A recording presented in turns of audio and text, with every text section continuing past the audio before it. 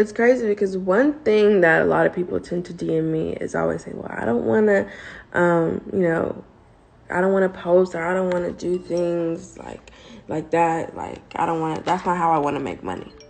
Like, the way that you're making, I don't want to make money, but I'm hitting you up because I want to live the lifestyle that you're doing.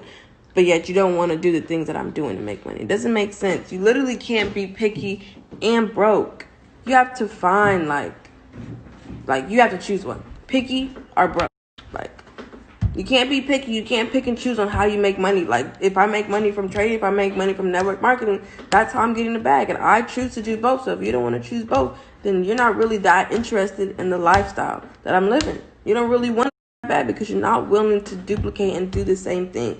So please don't hit me up if you're not having an open mind and if you're not ready to do the legal and good things to do to get a bag. It doesn't make sense.